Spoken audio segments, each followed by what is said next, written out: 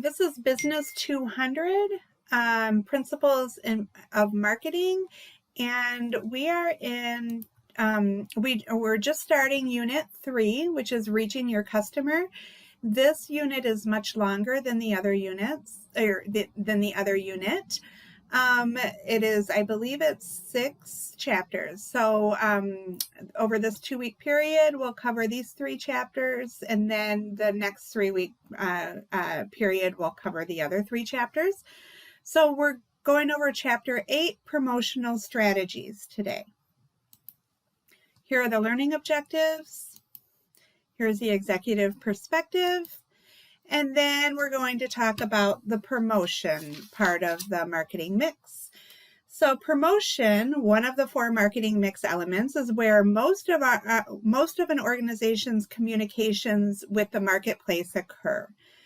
So advertising is a non-personal communication about goods, services, or ideas that is paid for by the firm identified in the message. Then we have sales promotion as a set of non-personal communication tools designed to stimulate quicker and more frequent purchases of a product. Then there's personal selling, which is the two-way flow of personal communication between a salesperson and a customer that is paid for by the firm and seeks to influence customers' purchase decision. And then lastly, we have public relations. This is communication focused on promoting positive relationships between a firm and its stakeholders. And here is an example of some publicity for Red Bull. And here is a figure identifying the different parts of the promotions mix, and we'll be talking about all of these things throughout this chapter. So an integrated marketing communication strategy involves coordinating the various promotion mix elements to provide consumers with a clear and consistent message about a firm's products. The mix of promotional tools and how marketers integrate them can also change from year to year, or even from week to week, as environmental factors and consumer demands change. And here is an example of how Taco Bell uses integrated marketing marketing communications. Okay, now we're going to talk about advertising. So the non-personal component refers to the fact that advertising uses media. So which could be internet, television, radio, or print. Also outdoor, which would be billboards or sponsorships, to transmit a message to large numbers of individuals rather than marketing to consumers face-to-face. The paid aspect of the definition indicates that the time or space for an advertising message is purchased. Informative advertising attempts to develop initial demand for a product. Persuasive advertising attempts to increase demand for an existing product. And then reminder advertising seeks to keep the product before the public in an effort to reinforce previous promotional activity. So here is a figure showing the percentage share of global advertising expenditures by medium. So separated by television, desktop, internet, all of those different media. All right, so one reason for the decreased viewership of top-rated TV programs is a greater number of channels available to consumers. Narrowcasting is a dissemination of information to a fairly small select audience that is defined by its shared values, preferences, and demographic attributes. Another concern is the growing number of customers who are abandoning a traditional television service. In 2018, the number of cord cutters in the U.S. Consumers who have canceled traditional pay TV service and did not resubscribe reached 33 million adults. I'm sure that number is way larger now. Consumers are increasingly using streaming services such as Netflix and Hulu to watch programs on demand across any device they choose. Product placement is an advertising technique in which a company promotes its product through appearances on television shows, movies, and other media. So here is an example of television advertising. One reason for decreased viewership, never mind, we'll move on from there. So internet advertising. So there's paid search advertising, typically involves offering consumers advertising links to brand content based on what they're searching for. Paid display advertising typically consists of banner advertising, a graphic display that appears on a website in an effort to get you to click on the content. The internet has also made it easier for organizations to advertise directly to consumers. So direct marketing is advertising the communications directly with consumers and organizations in an effort to provoke a response. And then internet streaming service Hulu is increasingly popular. Viewers use it to catch up with mixed episodes of their favorite program or binge watch full seasons of shows in one sitting.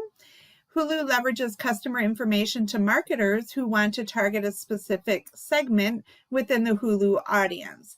Viewers see the advertisement in order to continue to watch the content. Print advertising. This media typically consists of newspapers and magazines. Advertising in print media requires a greater degree of involvement on the part of the consumer than in broadcast media. There are thousands of radio stations in the U.S., ranging from satellite radio stations that reach consumers across the country to local terrestrial stations that reach only small rural communities. Radio advertising means or remains a powerful promotional tool because consumers can listen to the radio in their cars, online, and virtually anywhere else through their smartphones. Here is, there was an example of the satellite radio. Moving on. Outdoor advertising. This includes billboards, sign-in sports arenas, skywriting, and ads on the sides of buildings, buses, and cars. Outdoor advertising also has several disadvantages. First, because of the speed people travel in cars, the exposure time for outdoor ads is generally short. This limits the number of words or images that firms can use effectively. While outdoor advertising allows companies to target specific areas, it is unlikely that everyone driving past an outdoor ad is part of that target market.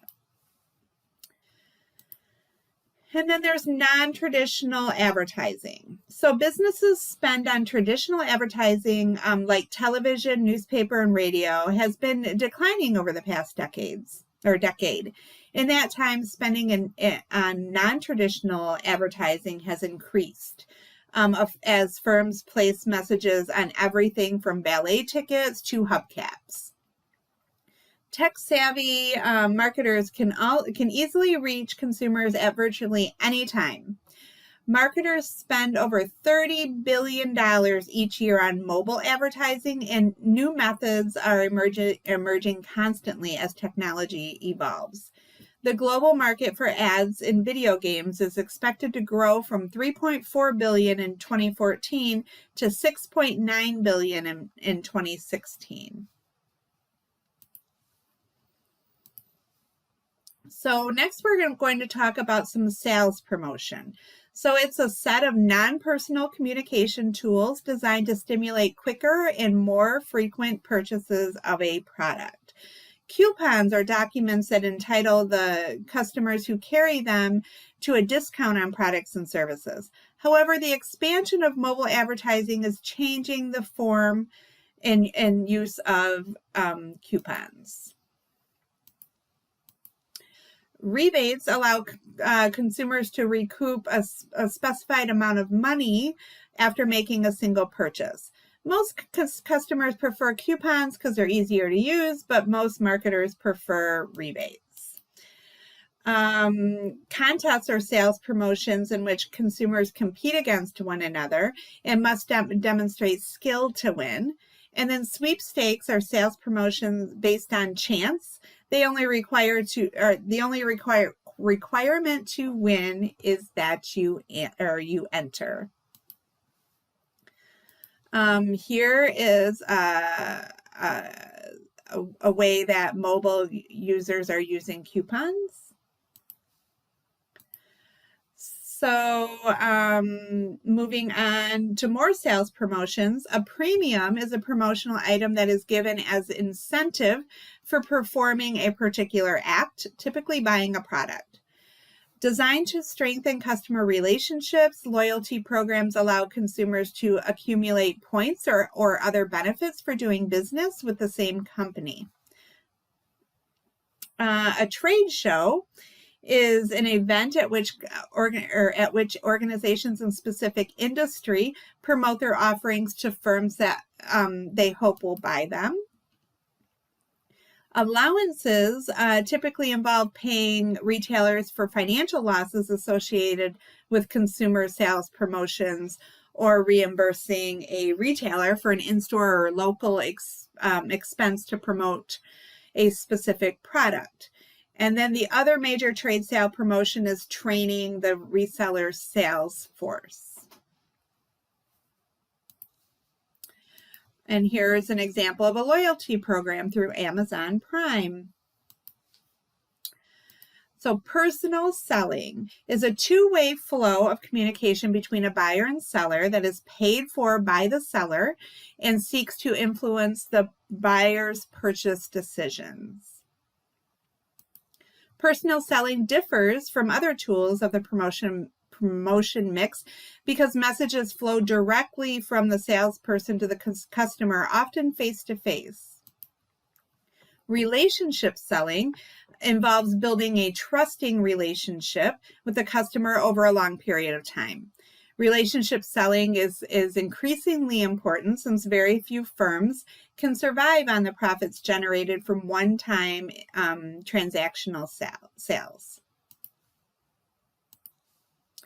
And then public relations. So this is a non-personal communication focused on promoting positive relations between a firm and its stakeholders. There's a whole lot of different ways you can use public relations. We've got annual reports. They provide a forum for the organization to share with its stakeholders what it has achieved over the past year. Their speeches provide an avenue for members of an organization to market their messages directly to a group in a longer form speech. There's blogs. These are emerging social media through which individuals can share their thoughts and knowledge about, with the public. We've got brochures, typically are intended to inform or engage the public. There's media kits, are typically a package of information provided to reporters in the general press. Sponsorships involve an organization paying to have its name associated with projects, programs, or facilities. And then event marketing involves developing a themed exhibit, display, or presentation to promote an organization to its target market. Another public relations tool is publicity. Publicity involves disseminating unpaid news items through some form of media to gain attention or support. The major disadvantage of publicity is that organizations have less control over how the information is presented because they don't pay for it. And here's a way that WWE was using positive publicity. Moving on. Advances in technology cause information to spread faster than ever before and to amplify the influence of that information on potential customers. Here's an example that BP used. because of an the 2010 oil spill in the Gulf of Mexico. Promotional metrics. There's different ways you can measure the effectiveness of an organization's promotional strategy.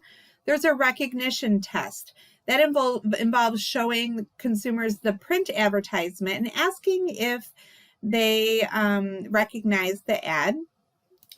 There's unaided recall tests, require customers to recall ads from memory without any clues. And there's aided recall tests. Respondents receive clues to help stimulate their memory. There's reach. That's a percentage of the target market that has been exposed to a promotional message at least once during a specific time period. There's frequency, measures how often the audience is exposed to a promotional message during a specific time. And then the strategy of cultivating high frequency advertising or at a low cost can improve revenue per ad dollar. That metric is calculated by comparing total revenue to the amount spent on advertising. Marketers use a variety of tools to evaluate the success of their social media marketing strategies and guide their decisions going forward. Firms that set the budget too low risk blending into the competition or are often ineffective in communicating value to potential customers. Firms that set the budget too high open themselves up to waste and lower lower profits. And here's another professional, and that is it for Chapter 8. Thank you.